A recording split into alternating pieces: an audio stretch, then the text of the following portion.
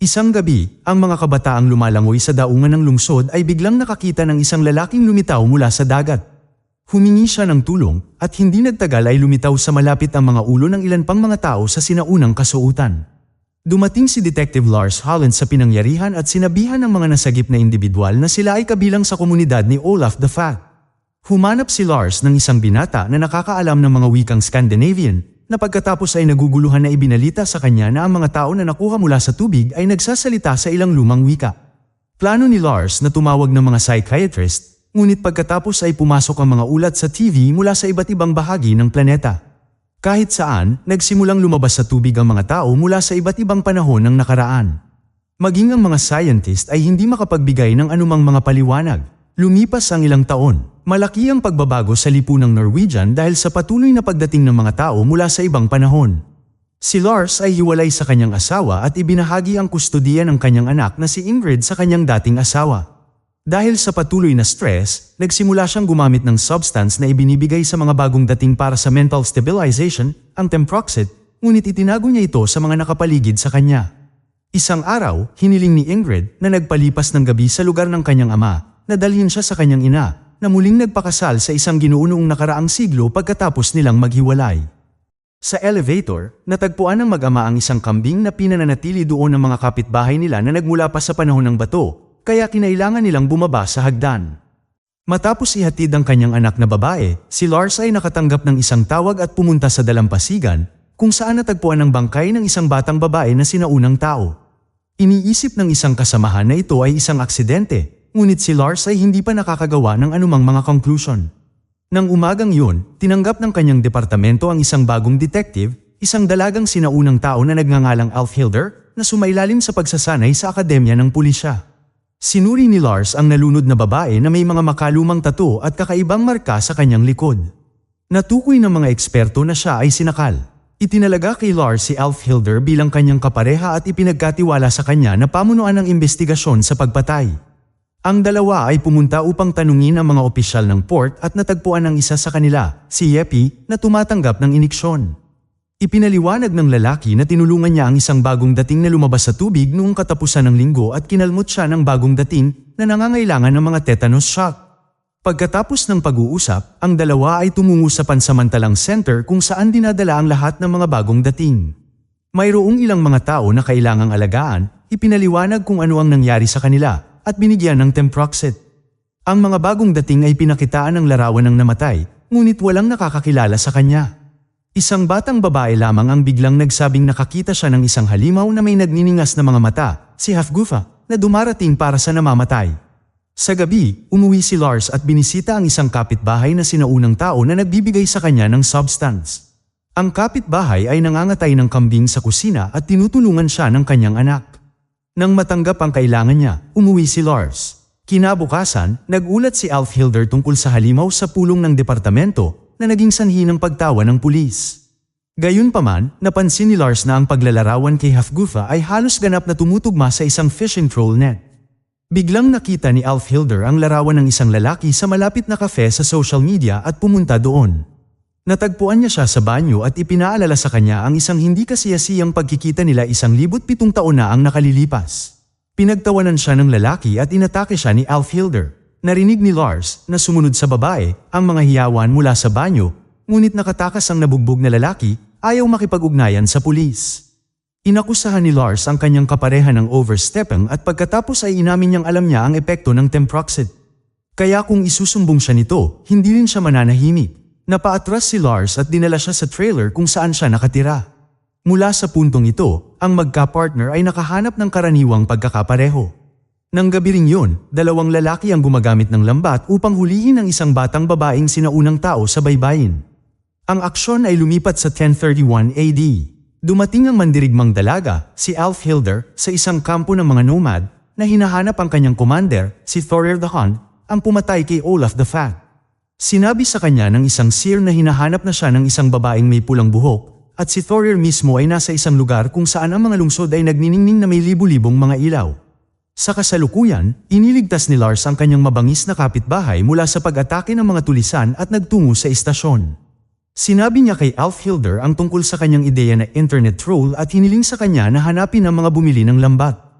Nakahanap siya ng tala na binanggit ang isang ahensya ng seguridad na tinatawag na Cro-Magnon. Samantala, may mga taong mukhang mababangis ang nangangaso sa suburban forest. Isang ganap na hubot-hubad na lalaki ang nakahuli ng kuneho at nagtungo sa isang bahay na nagpapakita na si Navan, na matagal nang namumuhay bilang caveman sa modernong panahon, ay kasal sa may-ari ng mansyon. Kalaunan, 2 empleyado ng Cro-Magnon Security Agency ang lumapit sa kanya at ibinalita sa kanya na nagtatanong ang pulis tungkol sa insidente. Inutusan niya silang tipunin ang lahat ng binihag na babae mula sa mga brothel kung saan sila ibinebenta. Sa istasyon, nalaman ni Alf Hilder ang tungkol sa isang babaeng kinulong ng pulisya na lumalabas na kanyang nakatatandang kapatid na babae. Sa kabila ng kanilang mahirap na relasyon, tinulungan niya si Erd. Dumating ang mga kapitbahay ni Lars upang pasalamatan siya sa pagliligtas sa kanilang ama. Kasama pala ang mag-ina nila pero nawala siya sa dagat. Nang gabing yun, ipinagdiwang ni na Alf Hilder at Erd ang kanilang muling pagkikita at biglang nakakita ng Cro-Magnon van na huminto malapit sa isang brothel. Kinunan niya ng litrato ang parehong mga manggagawa at sinabi sa kanyang mga kasamahan kinaumagahan ang tungkol sa kanyang hinala sa pagkakasangkot ng ahensya ng seguridad sa human trafficking. Inihayag ni Lars na ang mga empleyado ng Cro-Magnon ay mula sa mga sinaunang panahon, ngunit ang van ay nakarehistro sa isang modernong tao na nagngangalang Geddy. Sinimulan nila ang pagsubaybay, hinanap ng pulis ang kanilang barko at pagkatapos ay ang lugar kung saan nakakulong ang mga babae. Inatake nila ang mga gwardya, nineutralize sila, at dinala ang mga babae sa lungsod. Si Epi, na nakipagkita sa kanila sa pier, ay nagpahayag ng kanyang paghanga at niyaya si Alf Hilder na lumabas at pumayag siya. Napansin ni Lars ang isa sa mga babae na may tattoo na katulad ng sa kanyang kapitbahay. Nang maglaon, tinanong niya si Geddy, ngunit itinanggi niya ang lahat. Nang araw ding yun, hiniling ni Lars sa kanyang kapitbahay at anak na pumunta sa istasyon. Dinala niya ang dalawa sa natagpuang babae at lumuluha siyang pinagmamasdan ang family reunion. Sa gabi, sinuri nila ni Alf Hilder ang footage mula sa mga kamera sa baybayin at nakahanap ng video ng namatay na babae na pumunta sa tubig 4 na oras bago ang kanyang pagkamatay. Ngunit paano siya naroon ng matagal bago ang paglipat?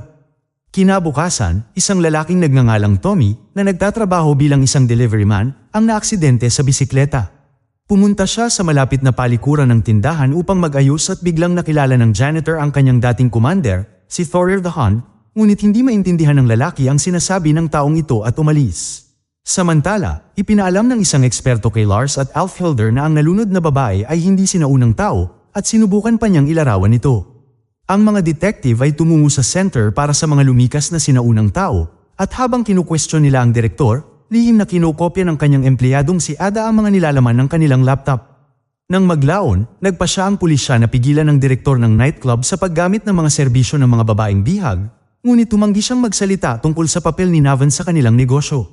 Pagkatapos ng interogasyon, ilalagay na ni Alf Hilder ang kanyang baril sa isang storage locker at aksidenteng nabaril si Lars sa binti. Samantala, nalaman ni Erd mula sa isang pamilyar na Viking ang tungkol sa pakikipagtagpo niya kay Thorir the Hun. Nahanap ni Ingrid at ng kanyang kaibigan na si Maddie ang temproxit ni Lars at si Maddie ay lihim na nagnakaw ng isang vial.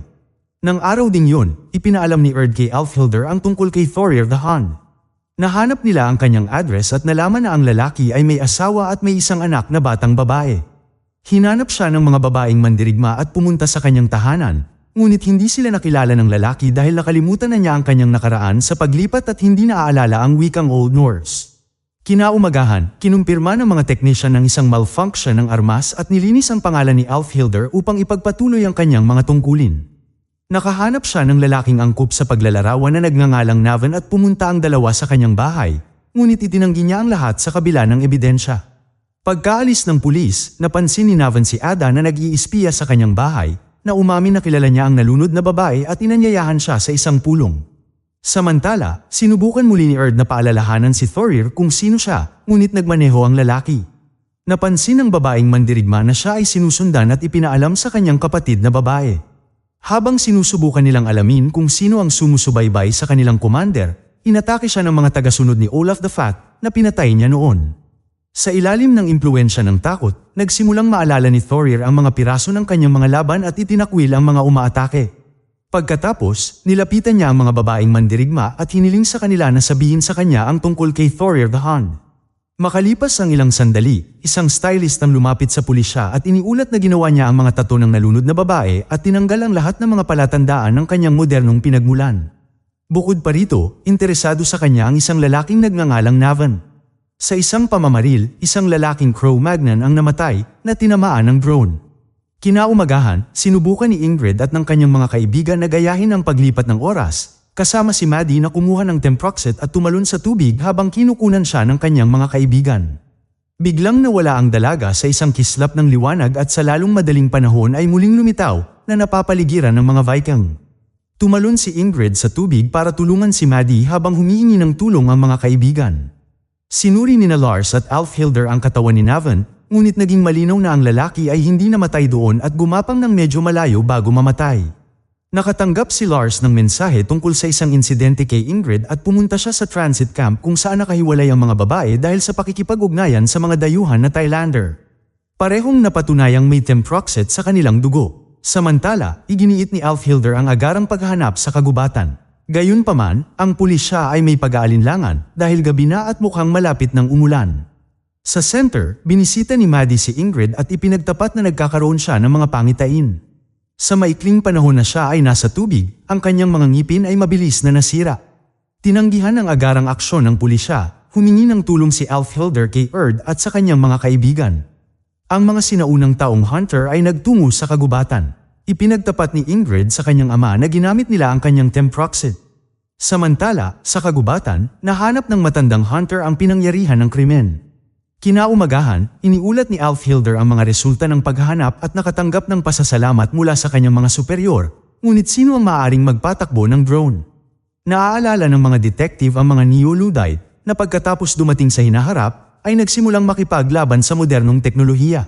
Samantala, nahanap ng kalaban ni Alfhilder, si Detective Venge, ang page ni Erd at nagsimulang maghinala sa kanyang pagkakasangkot sa angka ng mga babaeng mandirigma na nagbabanta sa kanyang trabaho dahil ang mga mandirigmang sinaunang tao ay hindi pinapayagan sa pulisya o hukbo.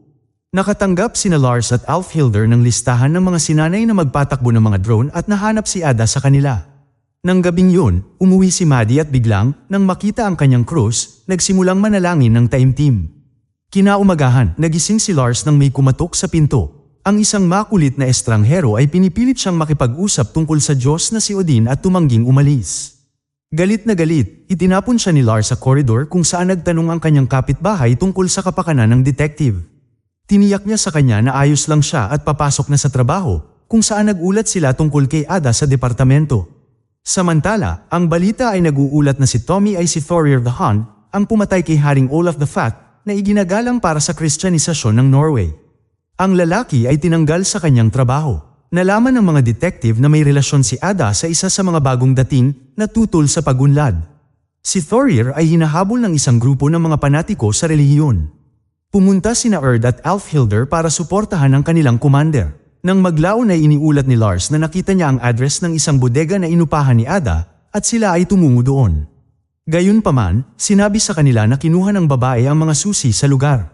Pumunta sila doon, ngunit nakatakas si Ada. Hinanap ng mga detective ang bodega at hinanap ang file ni Maddie.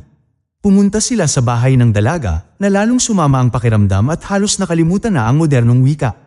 Nakilala ni Alfhilder ang kanyang dialekto at isinulat niya ang mga numerong paulit-ulit na inuulit ni Maddie. Nakita niya sila sa dingding ngunit wala na siyang masabi. Ipinaalam ni Erd sa kanyang kapatid na pumayag si Thorir na lumahok sa isang laban sa boxing laban sa isang taga-suporta ni Olaf the Fat para sa pera. Siya ay umalis habang si Lars ay patuloy na naghahanap sa bodega at natagpuan ang jacket ng nalunod na babae. Si Ada ay naghahanap ng mapagtataguan sa kanyang dating Neo-Luddite lover. Samantala, nagsimula ang labanan sa pagitan ng taga-suporta nina Olaf at Thorir. Nakahanap si Lars ng isang papel na may nakasulat na mga numero. Sa ring, napagtanto ng mga babaeng mandirigma na ang kanilang commander ay hindi ginagamit ang kanyang buong lakas at nagpapaalala sa kanya ng isang nakaraang tagumpay. Naalala ito ng muntik ng matalo na si Thorir, tumayo at nagawang manalo. Nang araw ding yun, nalaman ni Lars na natagpuan ang Temproxet sa kotse ni Alfhilder. Ipinagtapat niya sa kanyang superior na sa kanya ang droga at umalis sa kanyang tungkulin. Pumayag si Alfhilder na makipag-date kay Yeppy. Nang gabing yun, umuwi si Lars para lang makita ang lalaki kaninang umaga doon. Ipinaalala ng lalaki sa kanya na siya ang unang nailigtas mula sa nakaraan ng detective. Nagdagdag siya ng ilang digits sa sequence na natagpuan ni Lars, at agad niyang naintindihan na ito ang mga coordinate ng time rift, at lahat ng natagpuang babae ay konektado dito. Samantala, hinila ni Yeppy ang isang buhok mula sa isang natutulog na Alfhilder at dinala niya ito. Kinabukasan, isang bagong dating na Viking ang biglang nagsabing may naalala siya at humingi ng telepono. Ang staff ng center ay nagtataka habang tinatawagan niya si Maddie at sinasabing naaalala niya ang lahat. Salamat sa mga damit na natagpuan ni Lars, nakilala ng pulis siya ang nalunod na babae. Lumalabas din na konektado siya sa mga Neo-Luddite at sinuportahan ang kanilang mga protesta laban sa modernong teknolohiya. Ipinaliwanag ni Lars na tinulungan siya ng isang sinaunang Norwegian na dumating kasama ang unang grupo na ikinagulat ni Alfhilder.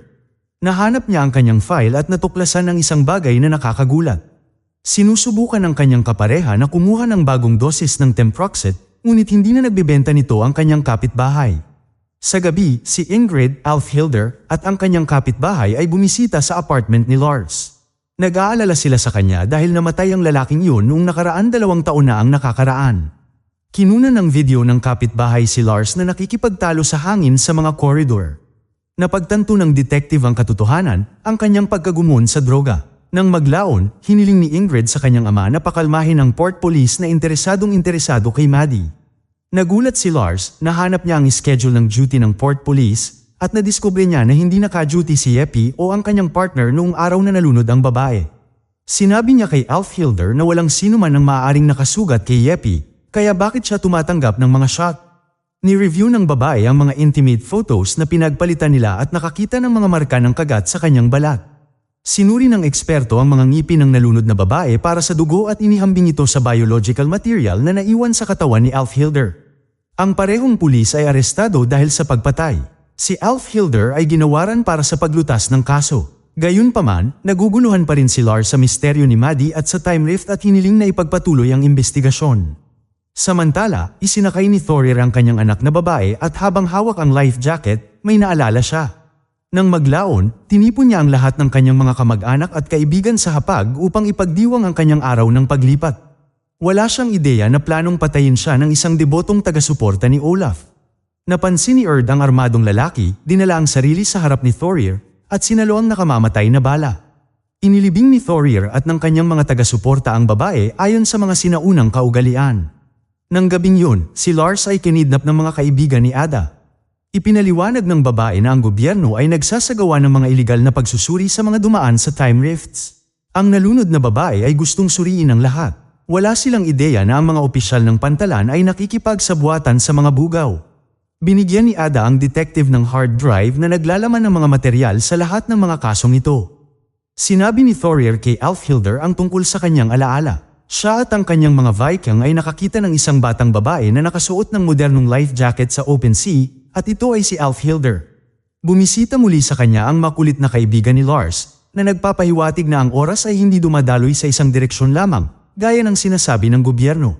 Samantala, pumunta si Maddie sa isang abandonadong templo kung saan naghukay siya ng espada at krus mula sa isang lugar na naaalala niya. Di nagtagal, dumating si Olaf the Fat, tinawag siyang Sweetie, at inilagay siya sa isang kabayo, nangako na ipapakita sa kanya ang kaligtasan ng mga pag-anong kaluluwa. Sa Whitechapel, noong 1888, ipinaalam kay Ben Joseph ang isa pang krimen ni Jack the Ripper at lumabas siya upang mangaso. Samantala, pinag-uusapan ng 3 babaeng may mabuting katangian ang kanilang paglalakbay na dapat nilang gawin kung ayaw nilang matulad sa kapalaran ng namatay. Nakita sila ni Ben Joseph na umalis sa tavern. Sa kasalukuyang panahon, nakikinig si Lars sa balita sa TV kung saan iniulat ang tungkol sa isang blogger na nagsasabing siya si Olaf the Fat, ang hari ng Norway, na nagdala ng Kristyanismo sa bansa. Hinati ng kanyang mga pahayag ang Norway sa kanyang mga taga-suporta at kalaban, ngunit walang ginagawa ang mga awtoridad. Nakatanggap si Alfhilder ng tawag sa subway tunnel kung saan natagpuan ang bangkay ng isang babae. Siya at si Venka ay nag-inspeksyon sa naputol na katawan at kalaunan ay iniulat na ang babae ay nagmula pa sa ika-19 na siglo. Wala siyang mga dokumento at imposibleng makilala siya sa ngayon. Samantala, si Lars, na sumailalim sa drug rehabilitation, ay itinalaga bilang konsultant sa kasong ito. Sa parehong araw, nakatanggap ang mga detective ng ulat ng eksperto na ang pumatay ay bihasa sa kutsilyo. Ang lahat ng mga sugat ay napakatumpak, ngunit ang pangunahing bagay, ang mga babaeng maselang bahagi ng katawan ay mahusay na inalis. Samantala, si Olaf the Fat ay naghahangad ng pagkilala bilang hari ng Norway, ngunit ipinaalam sa kanya ng isang opisyal na ang kanyang kahilingan ay tinanggihan. Iminungkahi ni Maddie na sabihin sa mundo ang tungkol sa kanilang pinagmulan, ngunit sigurado si Olaf na hindi ito makakatulong. Matindi ang paghihirap niya dahil sa hindi niya maibalik ang kanyang kapangyarihan. May iba pang problema si Alfhilder. Bigla niyang napansin na naglalakad siya sa gabi. Ipinadala siya ni Thorir sa isang mangkukulam mula sa kanilang panahon, si Valva. Pagkatapos siyang suriin, sinabi sa kanya ni Valva na nakakita siya ng isang dalaga sa dagat na nakasuot ng kumikinang na vest. Naniniwala si Alfhilder na ibinahagi ni Thorir ang kanyang mga alaala sa mangkukulam at galit na umalis, kahit na itinanggi ito ng lalaki. Samantala, nakahanap si Lars ng impormasyon tungkol sa isang kaparehong pagpatay na naganap sa England. Nakipag-ugnayan ng hepe ng pulisya sa pulisya ng Britanya tungkol sa posibleng koneksyon sa pagitan ng mga krimen. Napagtanto ni Olaf na nakakita ng bungo ng isang sinaunang mandirigma sa isang museo kung paano makakakuha ng katibayan ng kanyang maharlikang lahi dahil alam niya kung saan inilibing ang kanyang anak na si Haring Magnus. Pagkatapos ng apela, 2 opisyal ng Scotland Yard ang dumating sa Oslo. Isa sa kanila ay si Ben Joseph na sinaunang tao na nagpapaliwanag na mayroong isang kaganapan noong isang taon.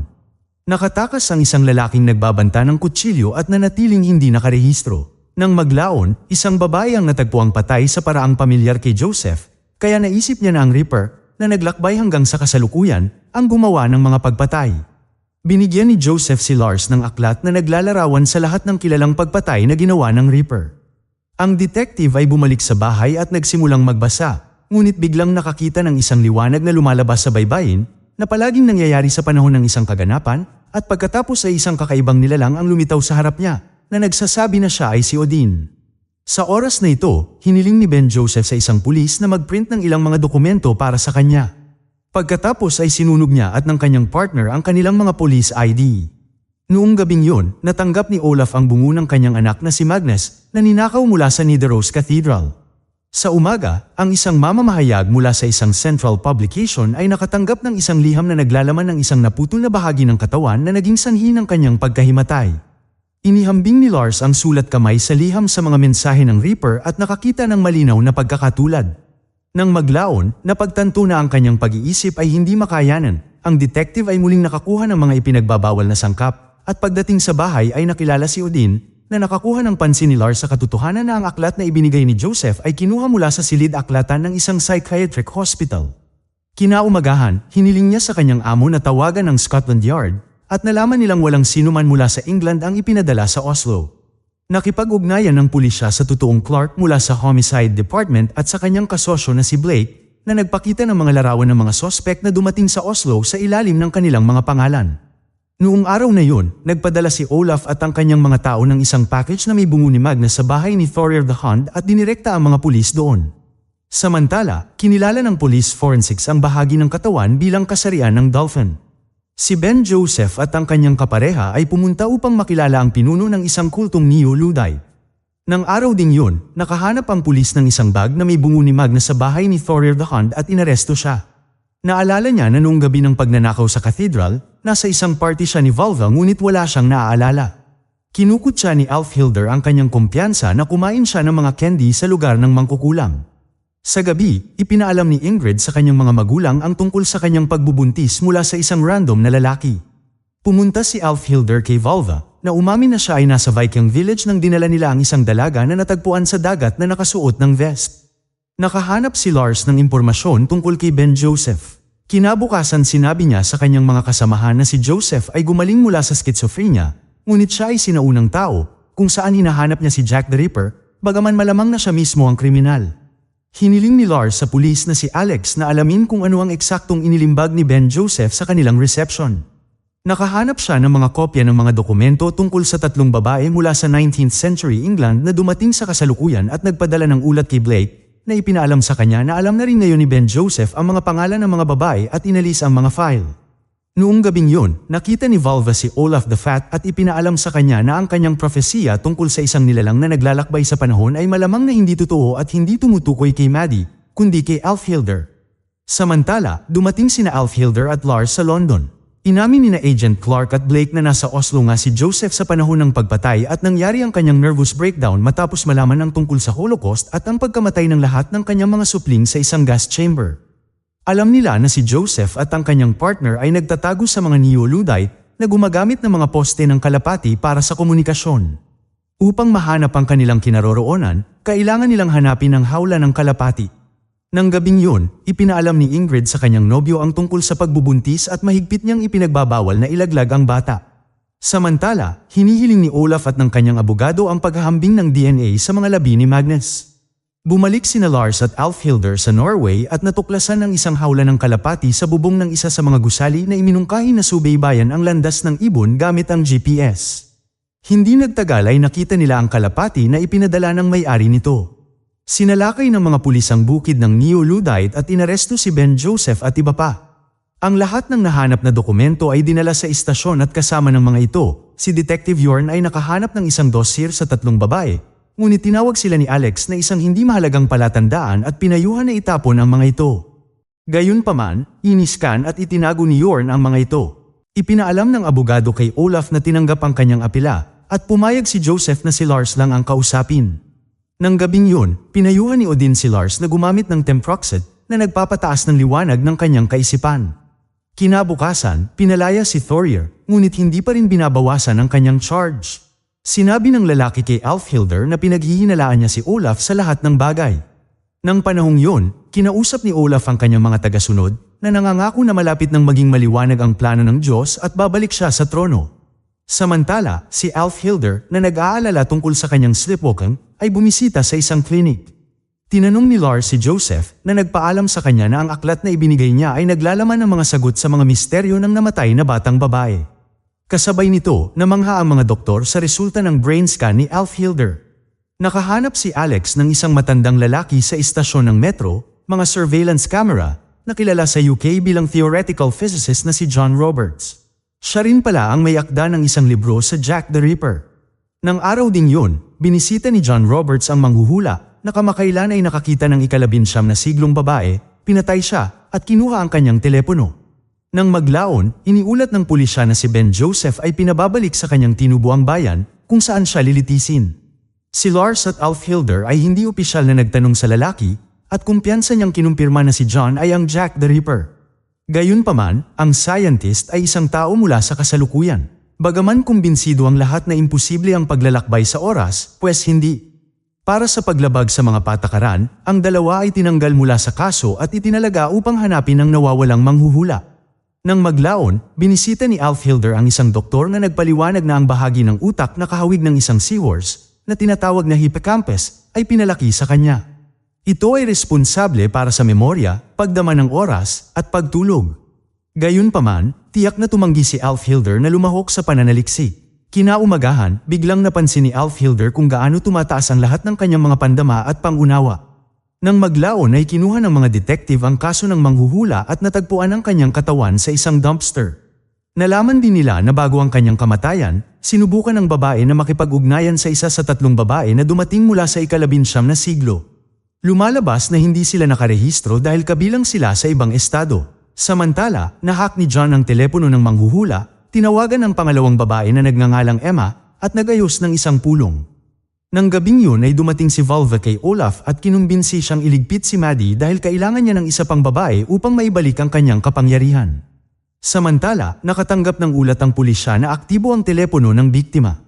Ang mga detective ay kumuha ng pahintulot para sa isang raid at tumungo sa lokasyon ng telepono. Gayunpaman, unang dumating doon si John at nakita ng pulisya ang pangalawang patay na dalaga. Nang maglaon sa isa sa mga simbahan, si Olaf the Fat ay binibinyagan ng mga bata. Pagkatapos nito ay isang kabataang pari ang lihim na kumuha ng banal na tubig mula sa batya patungo sa isang bote at dinala ito sa ikatlong babae na sinaunang tao, si Nessie. Sa oras na ito, nanunood si Alfhilder ng isang video kung saan nagtuturo si John tungkol sa mga kabalintunaan ng paglalakbay sa oras. Nang maglaon, ipinagtapat niya kay Lars na bigla siyang naging mas matalino. Dumating ang mga detective sa pansamantalang detention center para sa mga bagong dating at naalala ng direktor nito na interesado ang propesor mula sa British University sa 3 babaeng Ingles. Samantala, natagpuan ni John si Nessie sa isa sa mga boarding house. Matapang siyang kumilos, nagtitiwala na madudurog niya siya sa tulong ng Diyos. Sa sandaling yun, pumasok ang isang pari sa silid at winisikan si Juan ng banal na tubig. Sumisigaw ang mamamatay tao, tinakpan ang kanyang mukha, at bumagsak sa kanyang kamatayan, ngunit tulad ng masayang mag-asawang nagmamadaling niyakap ang isa't isa, si John ay bumangon at tumawa ng mapanukso. Pinaglaruan lang niya ang mga ito. Bumunot ng baril si Nessie, ngunit nang hilahin niya ang trigger, umiwas si John at tumama ang bala sa noo ng pari, at dinala ni John ang babae kasama niya. Binuksan muli ng pulisya ng Oslo ang kaso pagkatapos sabihin sa kanila ni Blake ang tungkol kay John Roberts, na ikinagulat ni Alf Hilder dahil natuntun nila siya. Samantala, pinalayas ni Olaf si Maddie. Napagpasyahan ni Lars at Alf Hilder na may naglalabas ng impormasyon mula sa istasyon sa Ingles at pinaghihinalaan si Alex. Bukod pa rito, naniniwala si Lars na ipinadala ng Scotland Yard si John sa panahon bilang bahagi ng isang lihim na operasyon at mga voluntaryo upang ipakita ang ebidensya. Dinala ni Lars si Alf Hilder sa kanyang lugar, kinuha ang Temproxid, at agad na nakita ang imahe ni Odin sa halip na ang kanyang refleksyon. Nakaupo sila sa computer na may nakatagong koneksyon sa internet at naghahanap ng impormasyon tungkol sa Project 19 na naglalayong magpadala ng mga agent ng Ingles sa nakaraan. Kalaunan ay pumunta sila sa pinangyarihan ng pagpatay ng pari at nalaman ang tungkol sa pagdukot kay Nessie. Sa parehong araw, tumawag si John ng pulis at nag-alok na ipagpalit si Nessie kay Agent Blake. Sa gabi, sinabi ni Ingrid sa kanyang mga magulang na nagpasya siyang panatilihin ang sanggol. Dumating si Olaf sa kanyang pinangalanang simbahan nang ang mga balita ay iniulat na ang mga ilegal na sangkap ay natagpuan sa kanyang bahay, kaya siya ay itinakwil sa simbahan. Galit, napagtanto ni Olaf na itinuro siya sa pulis ni Maddie, at kasama si Volva, hinanap si Alf Hilder. Samantala, sinimulan na ng pulisya ang exchange operation. Pumunta si Blake sa istasyon ng metro na itinalaga ni John bilang tagpuan. Nawala sa paningin ni Alf Hilder at Lars ang Ingles at sinundan siya ng labag sa utos. Nakatanggap si Blake ng tawag mula kay John na nag-utos sa kanya na pumunta sa tunnel. Nagkita ang mga lalaki bilang dating magkakilala. Inamin ni John na patay na ang dalaga. Pinatay siya dahil nakita siya ng 3 babae noong nakaraan at maaaring ibunyag ang proyekto. Balik tayo sa England, sinusubukan lang niya ang aparato sa paglalakbay sa oras at pinutol ang mga ito upang masakop ang kanyang mga track. Matapos ipaliwanag ang kanyang mga aksyon, pinatay ni John si Blake. Sa oras na ito, ang kotse ni Olaf ay nabangga ng tren. Sa Metro Tunnel, nakita ni Alf Hilder ang katawan ni Blake at hinabol si John. Sa lugar ng aksidente, hinikayat ni Volva si Olaf na kalimutan ang tungkol sa mundong ito dahil malapit na sila sa isang mas magandang lugar kung saan siya ay magiging hari muli at siya ang kanyang magiging reyna.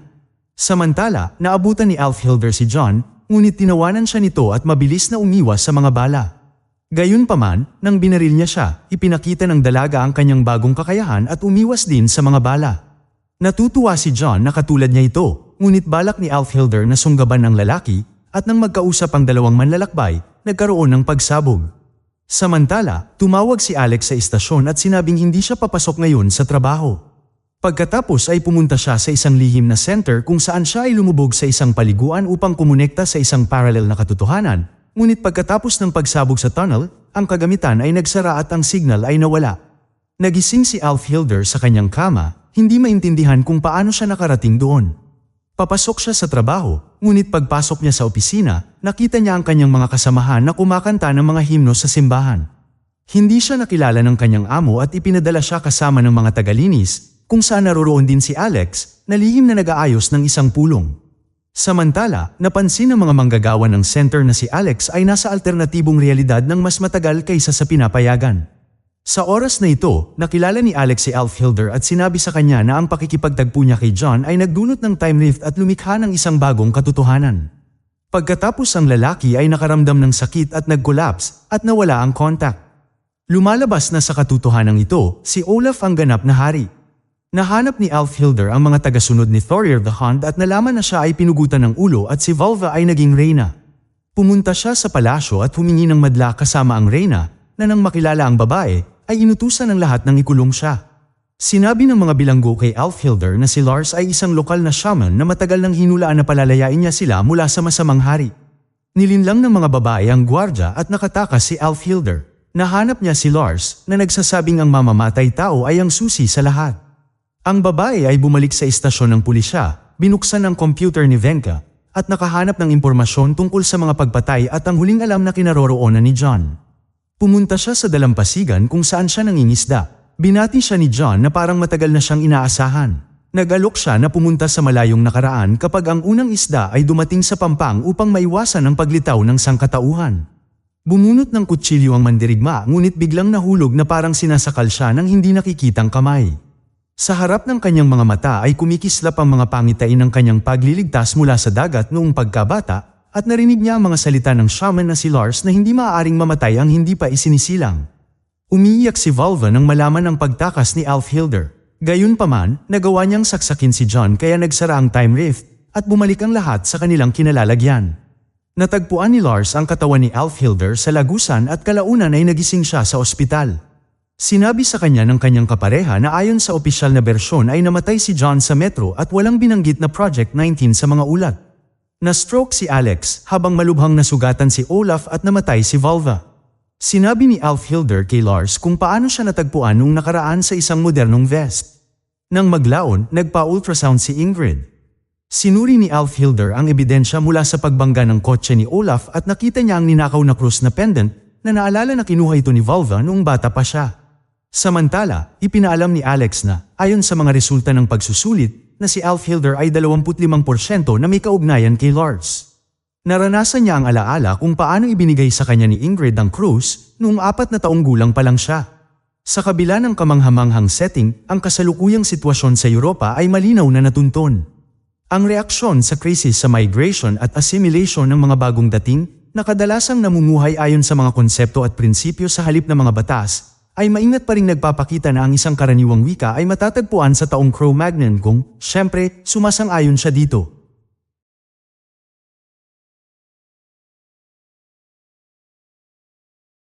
Dito na nagtatapos ang pelikula, mag-subscribe ka na para updated ka sa mga susunod na video, at pindutin ang like button ng 1 beses, dislike button naman ng 2 beses kung hindi mo ito nagustuhan.